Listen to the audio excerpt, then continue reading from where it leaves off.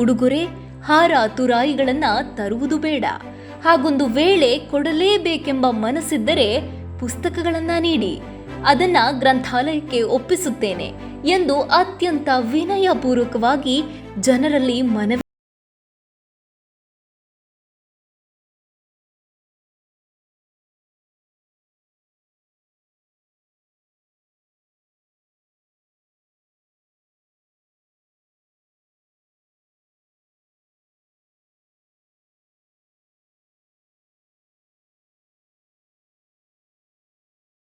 ಸಚಿವರು ಕರ್ನಾಟಕದಲ್ಲಿ ಮಾತ್ರ ಅಲ್ಲ, ಭಾರತದಲ್ಲೇ ಇಲ್ಲ ಅಂತ ನನಗೆ ಕಾಣುತ್ತೆ. ಇಂಥ ಯೋಚನೆ ಸಚಿವರಿಗೆ ಬಂದದ್ದು ಅನೇಕರಿಗೆ ಆಶ್ಚರ್ಯ ಮತ್ತು ಇಡೀ ಕರ್ನಾಟಕದಲ್ಲಿ ರೋಮಾಂಚನವನ್ನು ಉಂಟು ಮಾಡಿದೆ. ಒಬ್ಬ ಸಂಸ್ಕೃತಿ ಸಚಿವನಾಗಿದ್ದುಕೊಂಡು ಸಂಸ್ಕೃತಿಗೆ ಸಂಬಂಧಪಟ್ಟ ಹಾಗೆ, ಅದು ಭಾರತೀಯ ಸಂಸ್ಕೃತಿಗೆ ಸಂಬಂಧಪಟ್ಟ ಹಾಗೆ ಅವರು ಆಡಿದ ಈ ಮಾತು ಉಂಟಲ್ಲ, ಅಕ್ಷರಜ್ಞಾನದ ಮುಂದೆ ನಾವೆಲ್ಲ ಏನೂ ಅಲ್ಲ ಅಂತ. ಸುನಿಲ್ ಕುಮಾರ್ ಎಂಬ ಈ ಸರಳ ಸಚಿವರ ವಿನಂತಿಗೆ ಕನ್ನಡಿಗರು ಓಗೊಟ್ಟರು. ವೈವಿಧ್ಯಮಯ ಪುಸ್ತಕಗಳನ್ನ ತಮ್ಮ ಅಭಿನಂದನೆ ಪ್ರಶಂಸೆಯ ದ್ಯೋತಕವಾಗಿ ಸಚಿವರಿಗೆ ನೀಡಿದರು. ಪೌರಾಣಿಕ ಗ್ರಂಥಗಳು, ವ್ಯಕ್ತಿ ಚಿತ್ರಗಳು, ಸಂಸ್ಕೃತಿ ಸಂಬಂಧಿ ಪುಸ್ತಕಗಳು, ಮಕ್ಕಳ ಸಾಹಿತ್ಯ, ಕಾದಂಬರಿ, ಸಂವಿಧಾನ ಕಾನೂನು, ವಿಶೇಷ ಕೃತಿಗಳು ಸೇರಿದಂತೆ ಸಾಹಿತ್ಯ ಸಾರಸ್ವತ ಲೋಕದ ಅಪರೂಪದ ಪುಸ್ತಕಗಳು ಅಭಿನಂದನೆಯ ರೂಪದಲ್ಲಿ ದೊರಕಿದವು.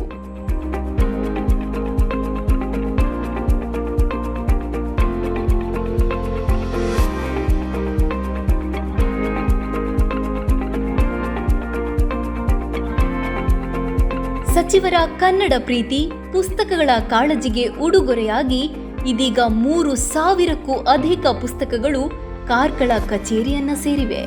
ಈ ಎಲ್ಲ ಪುಸ್ತಕಗಳನ್ನ ಸಾರ್ವಜನಿಕವಾಗಿ ಪ್ರದರ್ಶಿಸಲಾಗಿದೆ. ಈ ಎಲ್ಲ ಪುಸ್ತಕಗಳನ್ನ ಸಚಿವರು ಜಿಲ್ಲೆ ಮತ್ತು ತಾಲೂಕು ಗ್ರಂಥಾಲಯಗಳು, ಗ್ರಾಮ ಪಂಚಾಯಿತಿಯ ಗ್ರಂಥಾಲಯ ಹಾಗೂ ಶೈಕ್ಷಣಿಕ ಸಂಸ್ಥೆಗಳ ಗ್ರಂಥಾಲಯಗಳಿಗೆ ಹಸ್ತಾಂತರಿಸಿದ್ದಾರೆ. ಈ ಮೂಲಕ ಸಚಿವರಿಗೆ ಅಭಿನಂದನೆಯ ರೂಪದಲ್ಲಿ ಬಂದಿದ್ದ ಸಾಹಿತ್ಯ ಕೃತಿಗಳು ಸಾರ್ವಜನಿಕರ ಸದುಪಯೋಗಕ್ಕೆ ಮೀಸಲಾಗಿವೆ.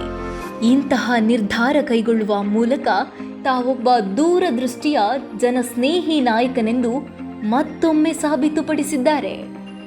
ನನ್ನ ನಿರೀಕ್ಷೆಗೆ ಮೀರಿ ಭಾಳ ಆಶ್ಚರ್ಯಕರವಾಗಿ ದೊಡ್ಡ ಸಂಖ್ಯೆಯಲ್ಲಿ ಕಳೆದ 1 ತಿಂಗಳ ಅವಧಿಯಲ್ಲಿ ಸಾವಿರಾರು ಪುಸ್ತಕಗಳನ್ನು ಕಾರ್ಕಳವೂ ಸೇರಿದಂತೆ ಕರ್ನಾಟಕದ 10 ಹಲವು ನನ್ನ ಕಾರ್ಯಕರ್ತರು, ಹಿತೈಷಿಗಳು, ಅಭಿಮಾನಿಗಳು ಇವತ್ತು ಅಭಿನಂದಿಸುವಂಥ ಸಂದರ್ಭದಲ್ಲಿ ಪುಸ್ತಕಗಳನ್ನು ಕೊಟ್ಟಿದ್ದಾರೆ.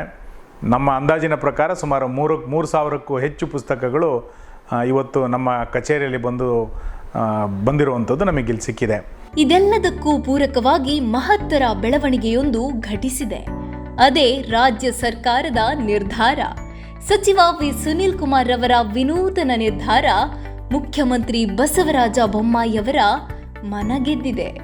ಹೂಗುಚ್ಛದ ಬದಲು ಪುಸ್ತಕಗಳನ್ನ ನೀಡಲು ಸುನಿಲ್ ಕುಮಾರ್ ರವರು ವಿನಂತಿಸಿದ ಬೆನ್ನಲ್ಲೇ ಮುಖ್ಯಮಂತ್ರಿಗಳು ಇದರ ಬಗ್ಗೆ ಹೊಸ ಆದೇಶವನ್ನು ಹೊರಡಿಸಿದ್ದಾರೆ.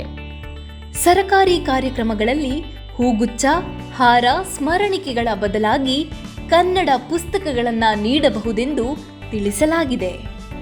ಆ ವಿನೀತ ಭಾವದಿಂದ ಕೂಡಿದ್ದ ಅವರ ಕರೆ ಇದೀಗ ಪುಸ್ತಕ ಪ್ರಪಂಚದಲ್ಲಿ ಹೊಸ ಸಂಚಲನವನ್ನೇ ಸೃಷ್ಟಿಸಿದೆ.